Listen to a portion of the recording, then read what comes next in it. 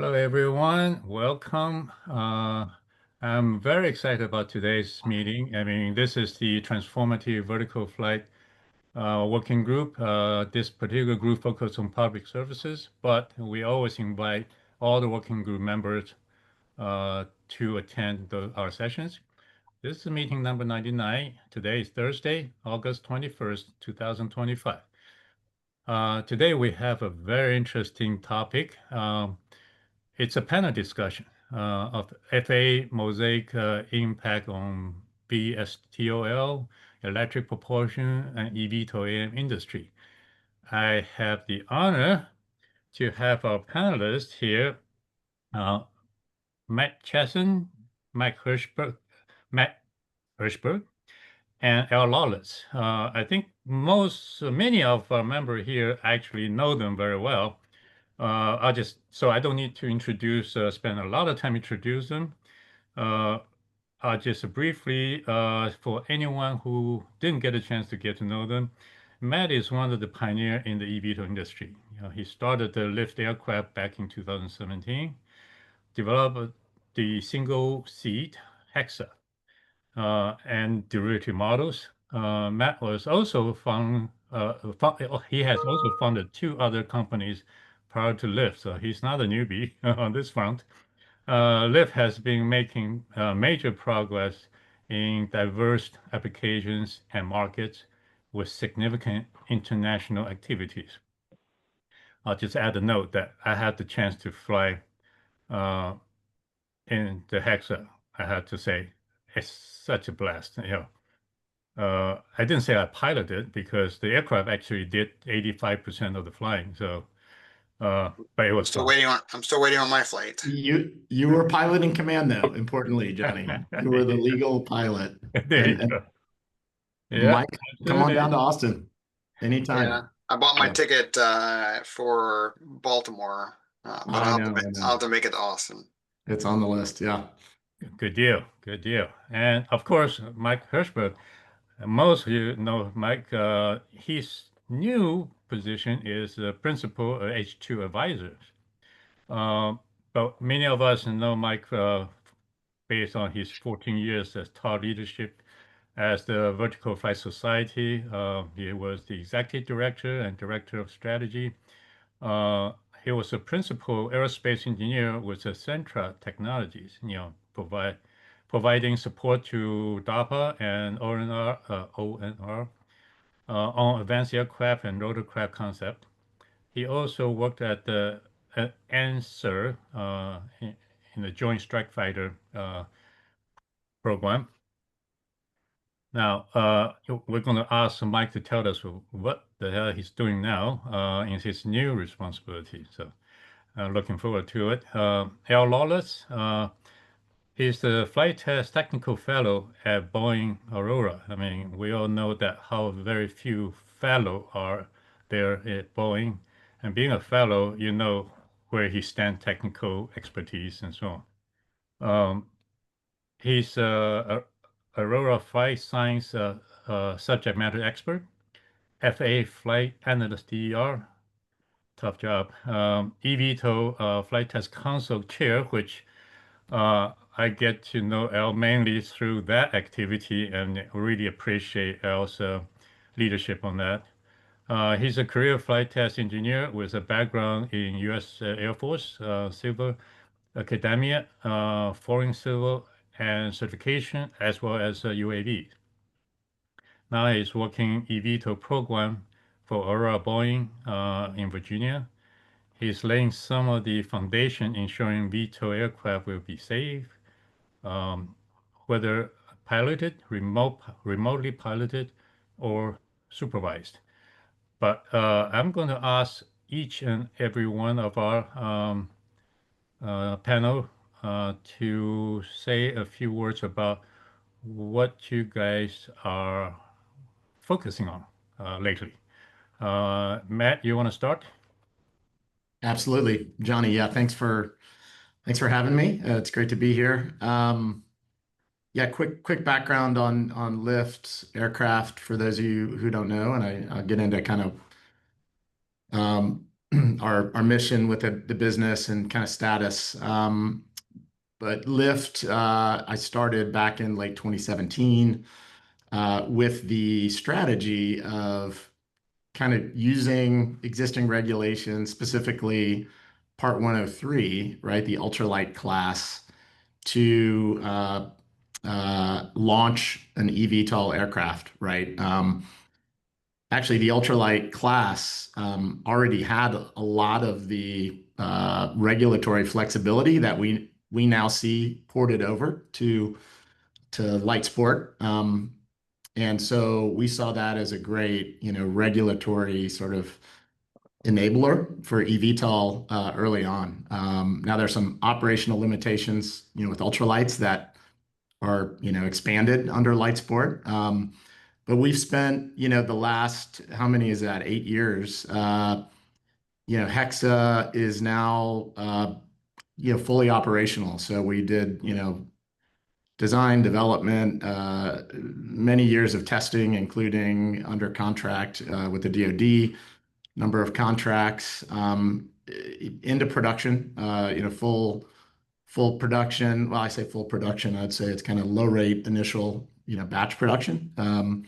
We actually then upgraded to a second generation of the aircraft with sort of improved powertrain, endurance, those sorts of things. And the big news starting about, I'd say 2.5 years ago, we launched into sort of beta customer flights, right? And then about a year later, fully operational for customer flights. And under the regs, the way we fly is we provide training. And it's just kind of the beginner training is just an hour. And then you get to solo fly the aircraft.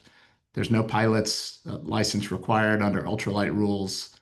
And technically, you're the pilot in command, and you're renting the aircraft from us, right? It's not an air taxi. You're not a passenger. So that's how it kind of fits under the regs. But we've since moved and have kind of this flagship location that we've launched this year in Austin, Texas.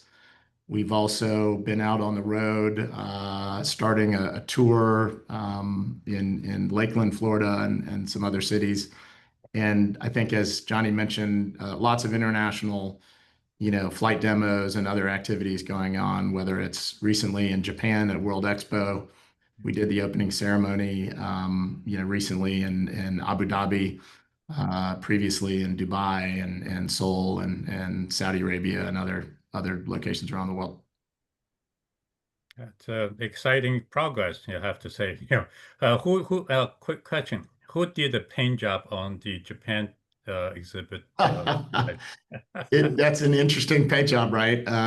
Yeah, no. So the World Expo has a unique color, design palette. Yeah. And so Okay. Yeah. we did a wrap with a bunch of colorful. Oh, that's how you did it. Pretty. Okay. It matches kind of the logo and the color palette of Expo. Nice job. Yeah. Okay. Very nice. All right, Mike. Hey, tell us what you do. What's the H2 advisors? Yeah, What so H2 in this case does not stand for hydrogen. I can advise on hydrogen too, but it's Hirschberg heuristics advisor. So basically trying to give people, quick answers, the most bang for the buck.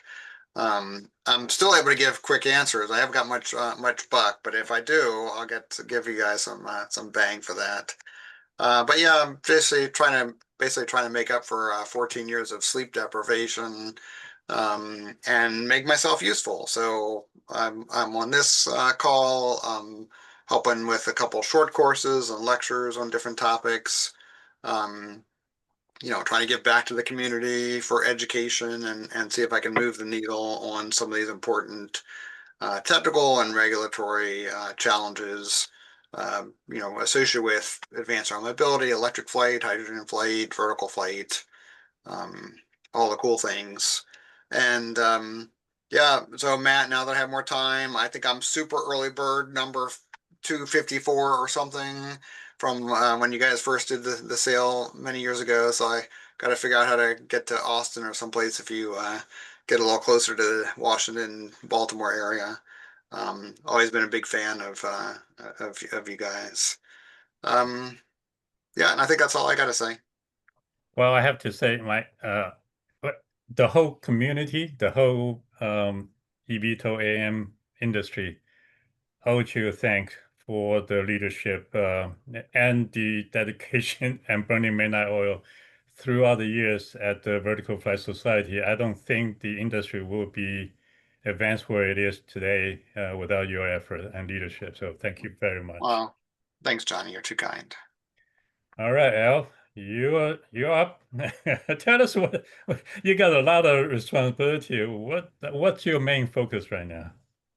I'm actually, I don't have a main focus. I am scattered all over the map. On one hand, my main VTOL project is supporting WISC, and that's more on the certification strategy side, a little bit on the flight test side of the advising there. So that's a little bit of my time. I help write best practices for Boeing and teach classes for Boeing, for instance, UAV testing, flight testing, and so forth. That's a new class we're working up internally. So forth. So all kinds of projects.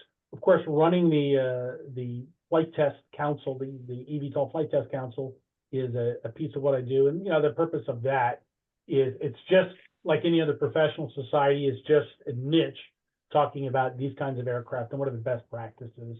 And something, the stuff that we can share, the best practice stuff, whether it's techniques or how to certify or facilities everybody should use. And we talk about the latest and greatest sensors or activities and what researchers are doing. You try to bring everybody together so we all get to share that good shareable information. So a little bit of everything I'm working on. I was on some VTOL projects, other ones, but those have come and gone, and so I'm just sort of always there, ready to rock and roll on different things.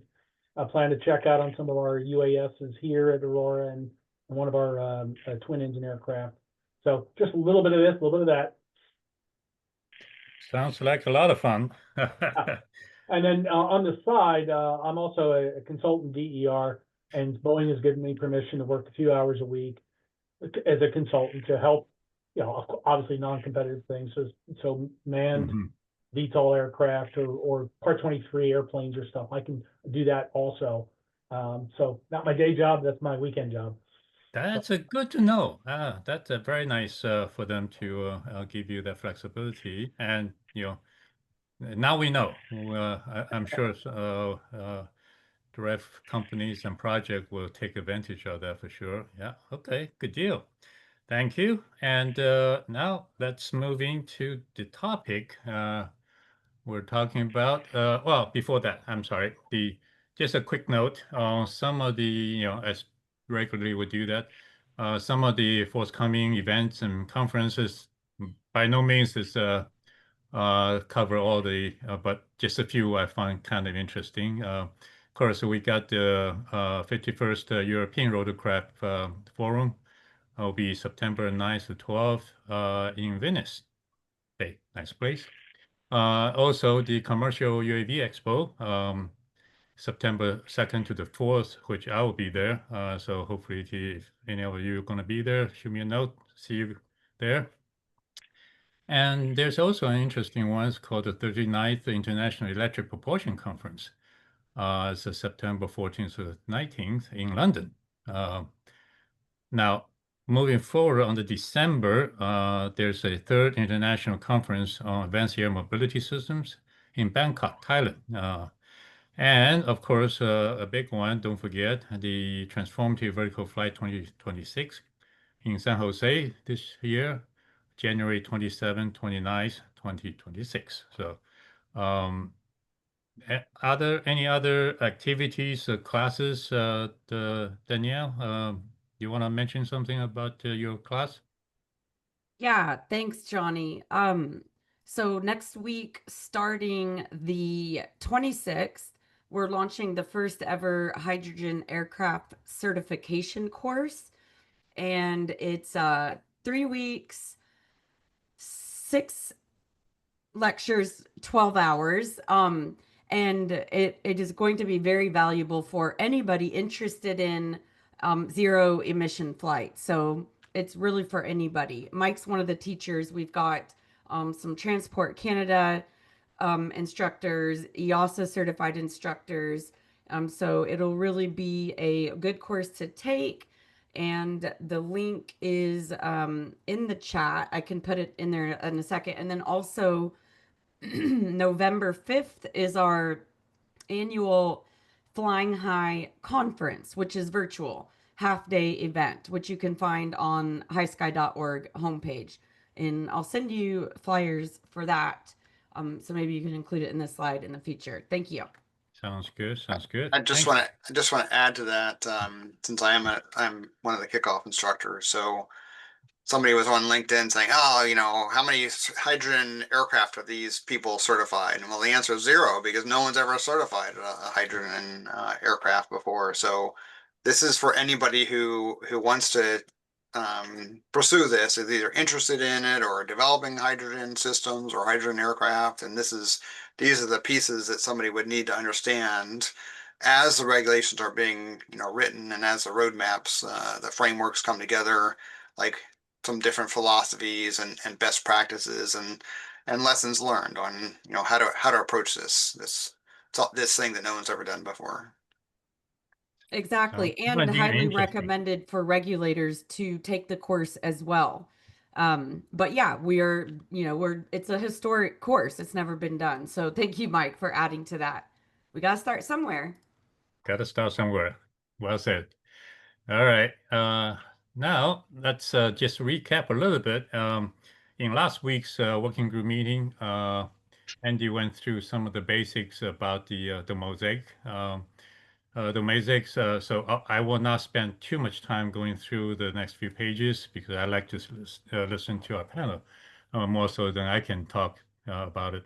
So the MOSAIC stands for Modernization of Special Airworthiness Certification. That fundamentally is, I would call, a wholesale rewrite of the light sports aircraft category rules. Really, really open. I'm totally impressed. This time, FAA and the industry worked together, made a huge modification, expansion of the rule book, and I have not seen this level changes since the Part 23 work package. So I'm definitely encouraged and have fun. So one of the key changes that it does allow for 2-seat eVTOL to be certified under LSA, which kind of open up interesting potentials there. And there's several key changes. One is inclusion of the eVTOL, I mentioned that. The other one is a performance-based standard, rather than have to base on specific written detailed rules. So this is more of the Part 23 type style approach.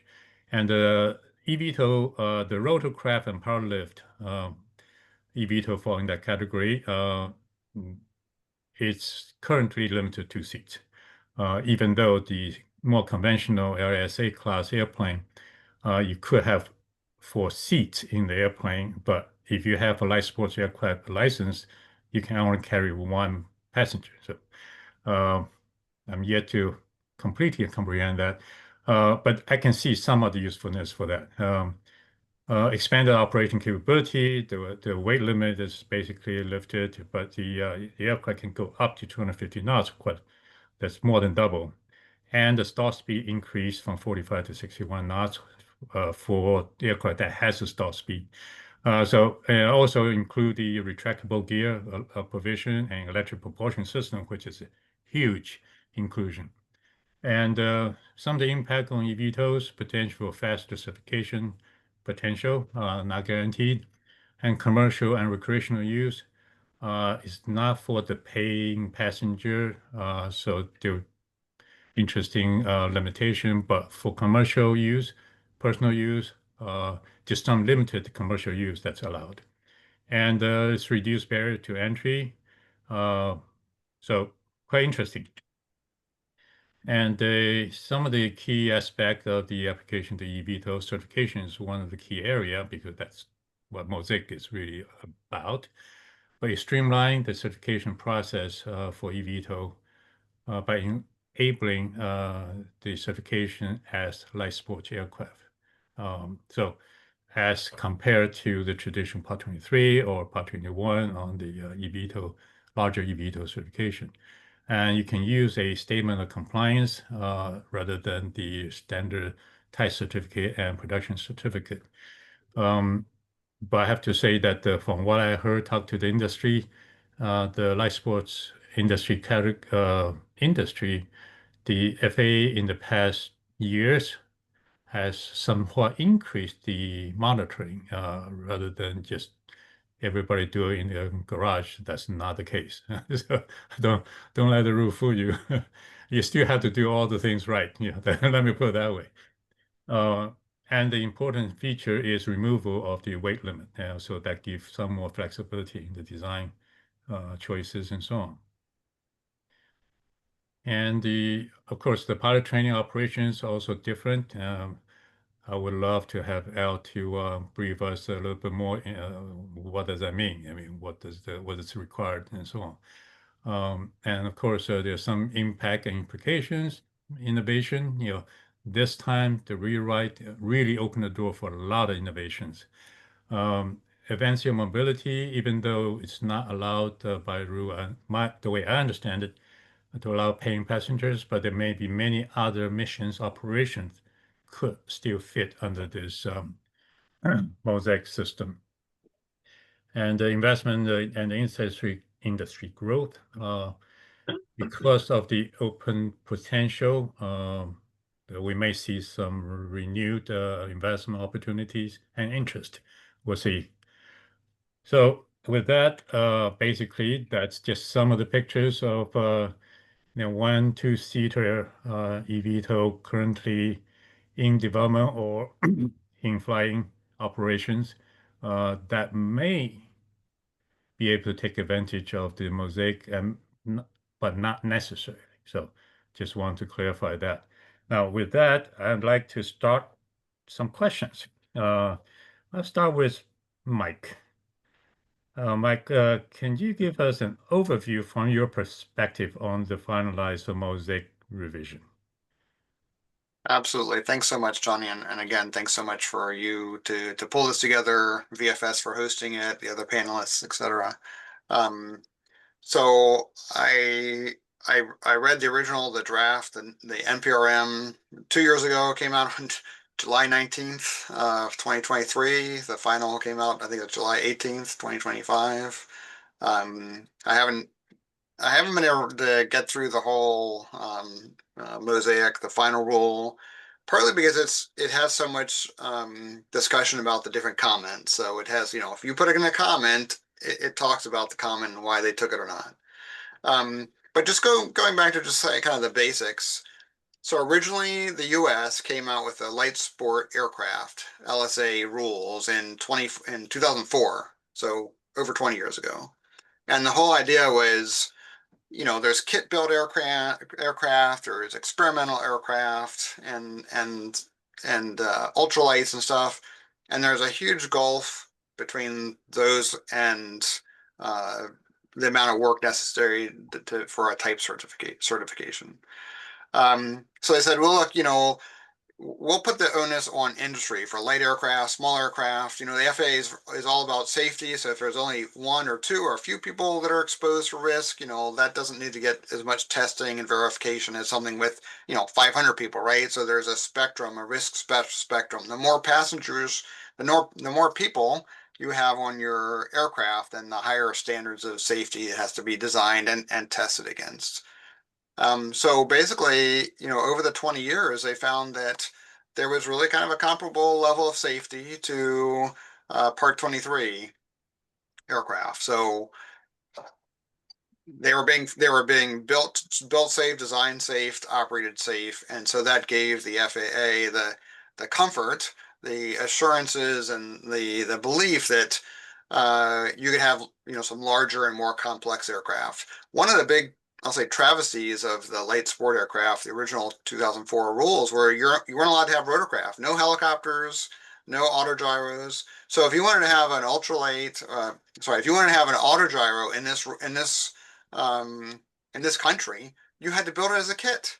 you couldn't buy a factory built one like you could in Germany or whatever. And so because the amount of the amount of money and time and effort required to type certify a rotorcraft as an auto driver was just made it unviable for something that's a relatively inexpensive aircraft, right? So now they made another unfortunate decision is they said it could only be a piston powered aircraft.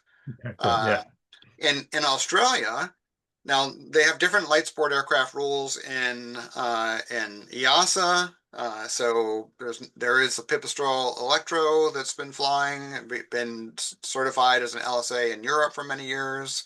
It can't be flown as a training aircraft for I think they maybe got an exemption, but it can't be used as an LSA as a training aircraft by a training school because that would not be recreational. That would be for revenue. In Australia, they didn't say it had to be a piston. They said it couldn't be a turbine. Yeah. So in Perth, Electro Aero, the company that now makes chargers, they bought I think it was an Electro, the Pipistrel Velis, and they've been flying it since they started flying it in 2018, and it was able to develop. It was they call it the world's first commercial operations of a light sport aircraft. So we're 7 years behind Australia in this case. So it really opens up for small risk exposure. These smaller aircraft, to be able to fly. Now, it's not a type certificate. They're certified under the LSA MOSAIC. So it doesn't have as much testing and verification and documentation and all the stuff that the FAA requires for a type certification.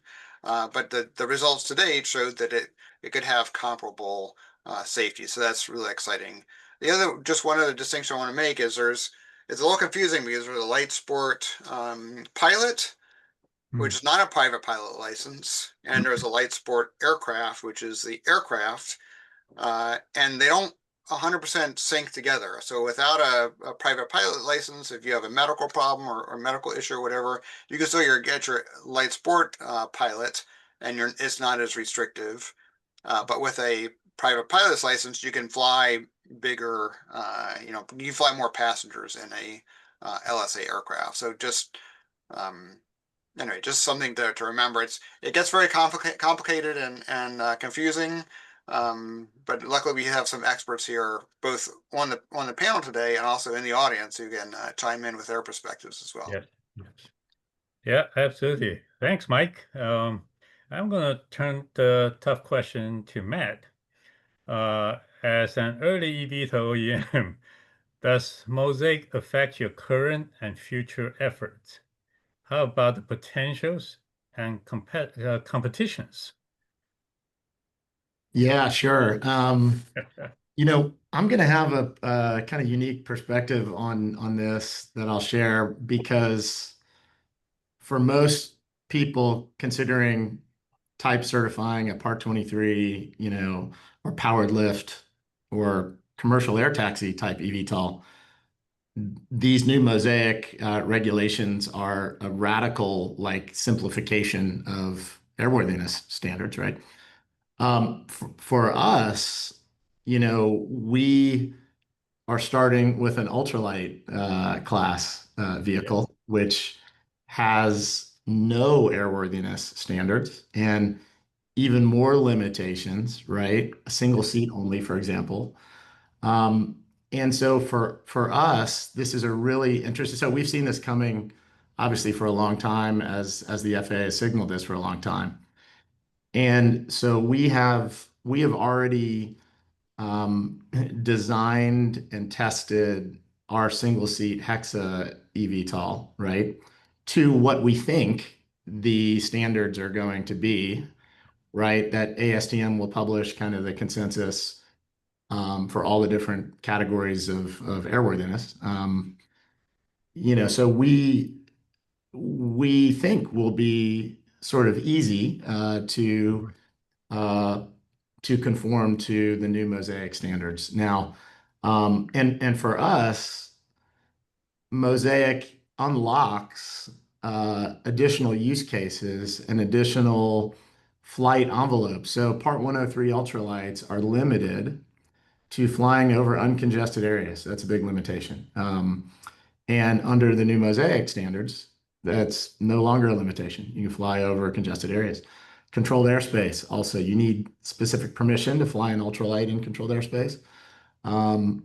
Usually anyone needs permission to actually enter controlled airspace, right? So it's not a big deal. We've gotten permission, and really you do for LSA aircraft as well. Um, uh, so, for us, this does unlock some very key operating opportunities. And what's interesting is, that for us, we have our existing, Hexa single seat design. We can simply certify that identical aircraft. Now, with additional, weight limit opportunities, we can do things like have heavier, longer range, battery packs. We can do things like drop our floats because we have floats for amphibious operations that also increase our gross weight allowance.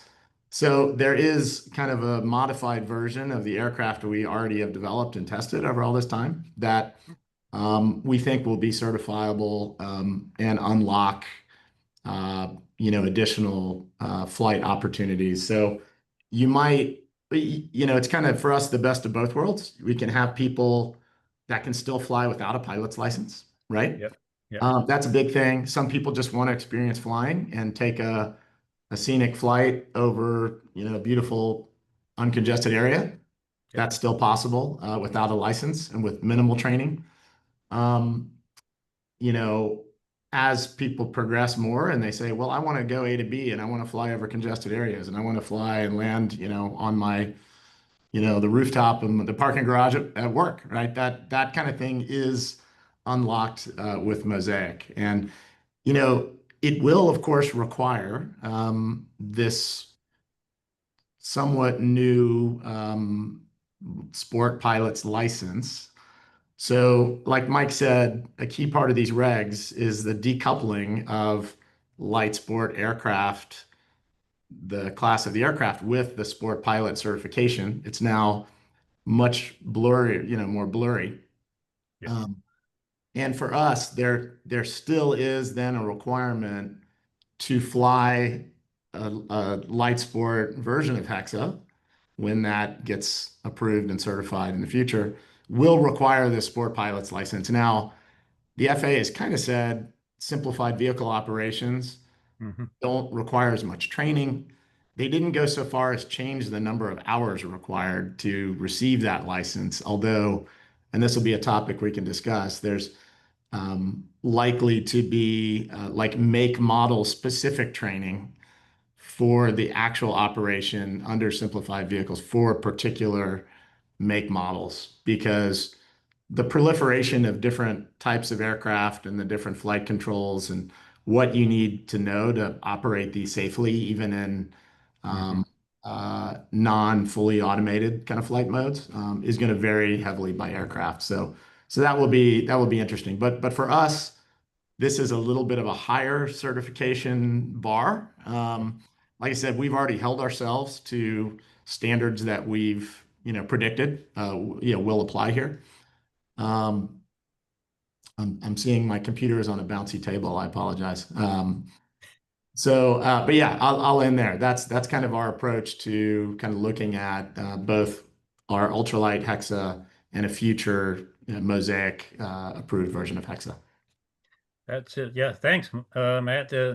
You're absolutely right. I mean, you have a little bit unique position because you are really in production and a ultralight base, so that really give you a little different opportunity, maybe more opportunity to cover best of both worlds, perhaps. Yeah, that's encouraging. All right, Al, you get the toughest question. All right. How will MOSAIC impact the eVTOL certification flight testing process? And any thoughts on pilot qualification and training aspect? kind of leading to what Matt was just talking about. Let me go ahead and hit the first question first regarding certification. So clearly, the MOSAIC rule brings us back. For those who remember the old days of the car certification, a lot of it was self-certification, and that's of course what we're talking about now. Is an applicant can say we're using industry standards or our standards, and we want to present this to the FAA, and it's a lot less formal. I think that is overdue for a lot of the airplanes, and glad to see it's coming for helicopters. Bringing it to VTOL is a bit more challenging, and that's a little more questionable. The reason I say that is because an airplane, you can lose an engine, you can still glide, we know how to build them. It's very mature, and helicopters are pretty mature as well. But when we started getting into VTOL, Rotorcraft, now we're bringing in advanced flight controls, and that makes it easy to check out. So we're talking about, for instance, you're already a pilot and you just get an endorsement to fly the simple aircraft, and it takes a few hours, just like on the Hex Air, the lift. It works out great. That's not so much the concern. The concern is the unknowns or the unknown unknowns when it comes to aircraft. Now, an aircraft that has thousands of hours, again, like the Hexa, great. We have all this data that the FAA would like to see. Hey, we want to see data that shows that you've been successful. Yeah. That's fantastic. And not many companies can do that to build up that much time, but that's the kind of thing you need. So that's all in the right direction. My concern, the two unknown unknowns, is first off, we have complex flight controls that is not part of traditional aviation LSA. Right now, you need complex flight controls to keep the sunny side up. All right. And so we're relying on that. Now, remember that and think about, oh my gosh, how many times has my car acted up? The computers are glitching after my car got, I don't know, 5 years old, and things started happening and sensors started freaking out. Or, your smartphone, the battery starts fading after a couple of years. So in reality, right, a traditional airplane doesn't wear out the same way. And of course, we have annual inspections. But when you start getting into electronics and it's more erratic and all this is a realm that is, right, how do you even deal with it in your personal life with your other devices, right? And now you're up in the air. Oh, so if I'm going to have redundancy management or a real-time assurance in my aircraft, guess what? That drives up the complexity and the cost and so forth. And can you really do that as a self-certification? These mom and pop companies that want to do this sort of thing, are they up to it? So maybe my aircraft flies great for the first, 2 years, 3 years, I got no problems, but then it starts glitching. So that's one of these problems that I haven't heard anybody address. So now you have your butt up in this aircraft. The batteries, of course, batteries age and the health monitoring. How are we going to get a handle on that to keep it safe? Even if it's only 2 people, you don't want 2 people to die. How are we going to do that, right? So that's the unknown stuff. So when you bring in Rotorcraft into the LSA, you're opening up more problems that we don't have with the traditional aircraft. So that's one of the alarms is the reliability and the self-monitoring. Do we have a handle on that? Part of following up on that is, of course, it's great if you have industry consensus standards that any applicant can say, yep, we're going to use those, we're going to show it to the FAA, and that's how we're going to self-certify. But a lot of that stuff doesn't exist yet.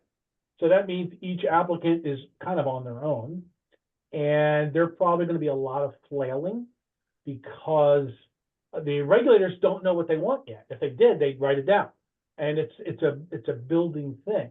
So an applicant would go to the regulators, say, here's our plan, here's our idea, and the regulators think about it. They go, well, okay, let's try that. And then they might change their mind, or they might not, or they might drag their feet. Meanwhile, all the other applicants are knocking on their door. So if MOSAIC is opening the gates, guess the gates are going to get flooded. Now the regulators already not sure of what they need at a technical level. Now I'm talking about, the technical new stuff. They don't know what's necessary, and now it's kind of going to be a logjam. So I see that as a concern. when you start opening it up to everybody. Then there's a technical concern outside of the reliability and the monitoring is one of the biggest concerns I've been seeing, we've been talking about in the flight test committee and the councils and so forth, is the easiest way to say it is control margin. When you have a regular pilot flying your fixed-wing airplane, you get in turbulence, you know when you're hitting the stops, you know what your control margin is. You're always there assessing it. And in a helicopter, it's the same thing. You know, you're feeling it on the stick. And a pilot, it has the judgment and the skills to say, I don't like this, I'm going to go around, or I can handle this, I'm going to go and keep going. So that's what we've been used to for the last 100 years of aviation. But now what we're talking about is bringing in lesser qualified pilots. We're not talking about military, highly accomplished military pilots. You're talking about bringing in guys who don't have that level of experience or judgment, and they're flying highly complex aircraft that are computer driven, so the pilot is even less connected to understand what's going on with the aircraft. So then you take that aircraft, and if you're allowed to take it into urban canyons or windy situations, now all of a sudden you can be out of control margin and you had no idea it was coming. And that is a concern. So this is a pretty complex problem. The FAA doesn't know how to deal with this yet. I sit on committees talking with them about how they're going to do it. But you take that same problem and now you put it in an LSA or MOSAIC type aircraft where it's not really necessarily managed. And I'm not saying it's not, I'm just saying that's a concern. So that's when, from a technical level, that's one of the things that I've been seeing, I've been trying to address, is the control margin part. The energy management, that's a little bit of a problem, but you know, we have an idea of how to deal with energy management. But this other one, especially when you have lesser skilled pilots that are less connected in a situation like that. So I see some technical concerns when you bring those into MOSAIC. And so my antennas are up on that one. Over. Okay, good deal. Then the second half of the question, your thoughts on pilot qualification and training aspect? Well, we have as you mentioned, a few people on the call who are more deeper into the pilot qualification. But you know, if it's an SVO aircraft, if it's simplified flight controls, right, then I think it's pretty much a slam dunk.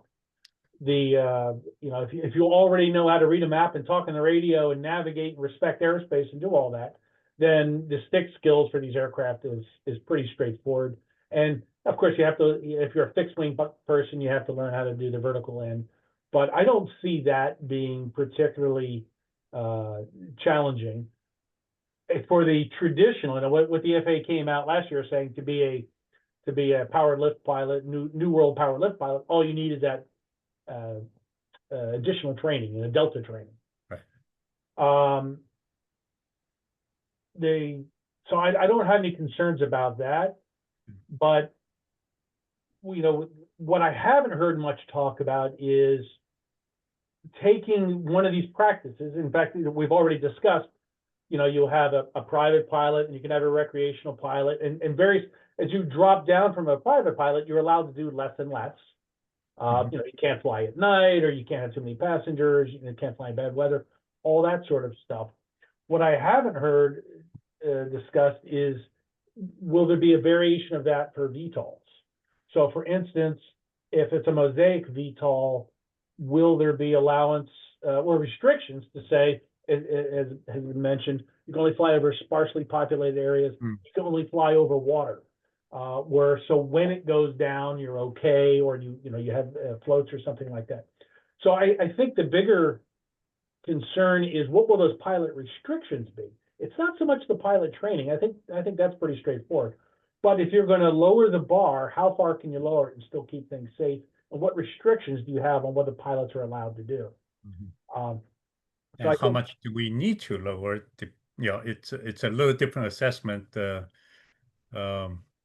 based on the non-conventional capability. It's a good thing. It's double-edged sword. Yeah.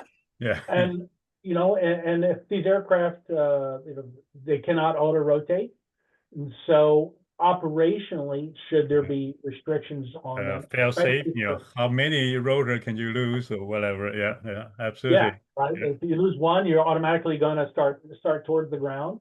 yeah, Of no, course, yeah. with the batteries, but you know, You know, Matt can so- tell you that he designed that you can lose a whole bunch. Yeah, so so actually, the design become very important to answer some of the questions.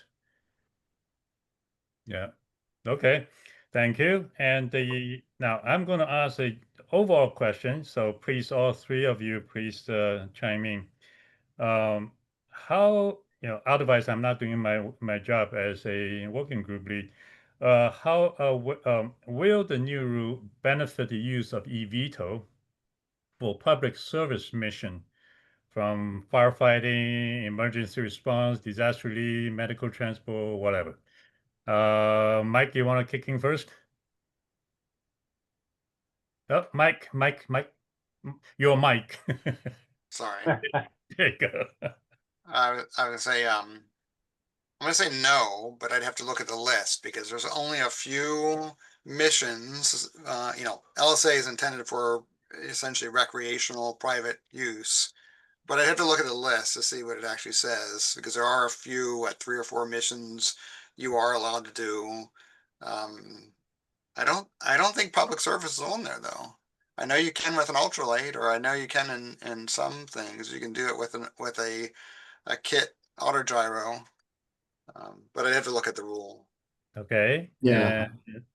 Just Ed? to follow up there, yeah, I think it should help indirectly, Indirectly, yeah. because under the federal regulations, actually, as we've dug into this, I've learned more. But any public agency is actually allowed to fly anything they want, right? And they're sort of peers to the FAA, and they just have to. They're responsible for their own, like the military does this, right? Develop aircraft. They have their own airworthiness standards and training. So any public agency can really do that. And so what the challenge is, though, public agencies are lazy. They don't want to do. They're not going to, if you're Cal Fire, you're not going to like design and develop your own whole aircraft, even though you might have a suited need that eVTOL can handle. But if there is an eVTOL that can be useful for your mission, that is certified under LSA, it's at least a whole bunch of the work that agency can say, hey, this is already certified. We're going to fly it. They can fly regardless of the non-commercial limitations on LSA for public use, right? For ordinary folks. And it should go a long way toward them being able to sign off on flying, those things for their own missions. Yeah, the person in charge will probably feel much more comfortable as a non compared to a non-certified platform, even if that's the same thing. But if they have a regulatory approval exist, they can log on to. Yeah. I think that make the whoever signed that piece of paper feel a little more comfortable doing so. So that's what you're referring to as maybe an indirect benefit to the adoption. Okay. Al, what do you think? I like his answers better than mine. Okay, there you go. All right. Yeah. Yeah, I see mild public service things for the MOSAIC level of aircraft. They're going to be, they're not going to be super sophisticated. They're probably not going to have very long range or anything. So I could see them doing police type service, surveying and reconnaissance and things like that. It would be handy to have a small, much like the Hexa, right? You want to be able to hop around and do some quick missions or survey an area and so forth. So I think there's lots of those recon type things or crowd control and monitoring, and you just pop up and you take care of something. So I think there'll be people think of uses, right? Just like anything else, they come up with so many ideas once it's there. So I think there'll be a number of them that will arise, but mostly lightweight stuff, right? Because these are lightweight aircraft. So within a small performance and capability envelope, I think there'll be plenty of needs. Surveying, pipeline inspections. Already doing it now. Boy, it'd be easier to do that perhaps with a small multi-copter or other verticraft. Right. Yeah, I want to add on to that. So what I was thinking of is, autogyros in this country to date, have only been able to be flown as experimental aircraft.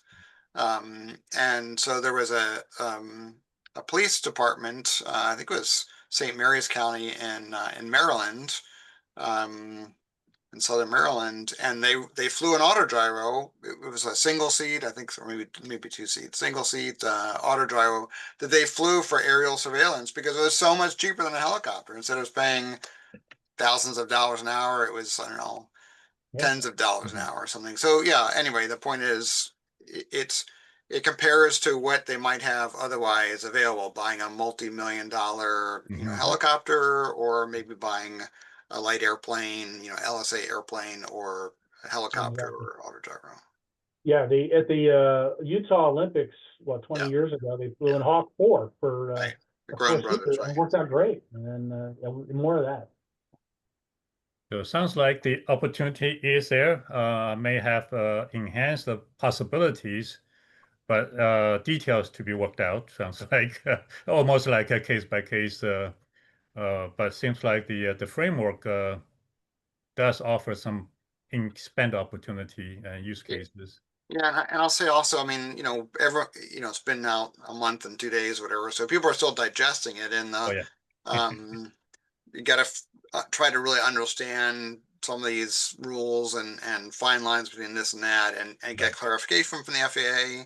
The FAA, I think it was Al mentioned that they're leaning on ASTM, International, was it F-37, to be the consensus body to come up with some of the standards and things. So there's still a lot of work to be done before these aircraft, and I think it's 120 days or 180 days. So I think it's next March or something. But anyway, there's still some work to be done before we'll have the first MOSAIC certified aircraft. That would be interesting, to watch. Absolutely, Matt may be the early success story, perhaps. Yeah. All right, we have 3 minutes left. So anybody in the audience would like to either ask a question or comment on the topics we talked about? Yeah. Can I ask a question? I was just going to add to that. Hey, Rick. Yes, absolutely. I was thinking about you. Yes. That last comments. I was thinking one thing that's probably a discriminator is like a lot of the public use, if they use it for like medevac or so forth, then they sometimes put in for reimbursement. I don't think they'd be able to do that if they used it in that capacity. So that'd be a commercial operation. So those kind of things may have to keep in mind. So as long as they're not getting any compensation, then public use can probably do anything. Yeah, good point. Yes, I did run across that limitations early on when we look into that option. It almost a use case by use case, but medical transport is one of them. They structured it, a lot of reimbursement type has a transaction, and we may have to revisit how that arrangement can be made. Somebody needs to be creative. Any other thoughts? Yes, Ben? Yeah, just quick, and maybe it's too late in the game to ask. When I was a pilot, well, any software updates to the GPS system had all these strict rules. When you were trying, there was updates I couldn't, as a pilot, implement. I had to take it to a shop, even though it was a software update and they're plugging in a cord. Is there anything in MOSAIC? Where are they addressing? I mean, these are complex control systems, simplified for the pilot, but internally complex. They're going to have software updates. Where does this happen? How is this going to work? We're looking at building an airplane that's going to be heavily driven by software. Yeah, we're doing the Tesla way, right? Over the air and update every month and so. Yeah. Yeah, I'm not sure. Any comments? Okay, revision Thoughts? control, yes. Yeah, Thoughts? I've got a couple of thoughts there, and this ties in with Al's previous, kind of question around what are the, autopilot and software certification standards that ASTM is going to implement for eVTOL and SVO in this category. I don't know the answer to that, but I know having put ourselves through kind of our own internal certification for Hexa, we use the existing FAA's like DO 178 software, for airborne systems, levels, right? So there's like DAL A, B, and C, and there's real specific, catastrophic failure, modes that you statistically have to mitigate away, right? And so we actually have a system and a supplier for that has, a data pack that shows that this thing meets like DAL B or A or C level certification standards. So I think they'll probably leverage some of that. Really, all that does is it's kind of a failure modes, like a FMEA analysis on if these things fail, what are the backups, what are the mitigations, so that the system, from a software standpoint and a avionics standpoint, is redundant enough that you don't have a catastrophic accident at the end. And does get really complex. And I will say, we've been doing this long enough now, 8 years, that we're like 3 or 4 different software updates and firmware and hardware updates, even from our vendor. And each time we don't have to test from scratch, but we do have to go back really far and revalidate that all the changes they made were still safe through our flight envelope. We had to redo a lot of the verification testing. It's not so easy as, your Tesla updating overnight and telling you what the new features are the next morning. There's a whole lot of validation that really needs to get done on this. Well Wow. said. I'd like to Thanks, amplify Matt. that a Well little said. more, but too, because we're used to Part 23 and Part 27 aircraft getting STCs and third parties Right. modifying the aircraft. Now you got to be extremely careful with third party modifying the aircraft, and how does that interact with any software that's in there, and EMI and all the other things that are going to come in with interference with electronics. Yeah. Really, Right. Yeah, what that's a needs good to idea. happen there is to keep the flight control system separate from like a mission computer or some other hardware that you can then integrate other things with, like for certain autonomous vision and other systems.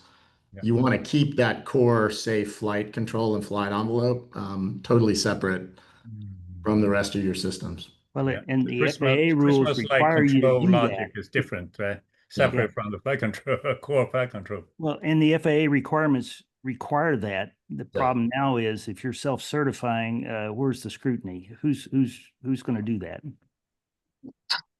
Good question. Well, Let's how leave much that question of the to- peripheral sensors does the flight controls require if you've simplified the flying system so the pilot has no input or very little input? So how isolated is isolated when you've got hundreds of sensors and connected systems? Yeah. No, I appreciate these answers. I'm sorry, Johnny, go ahead.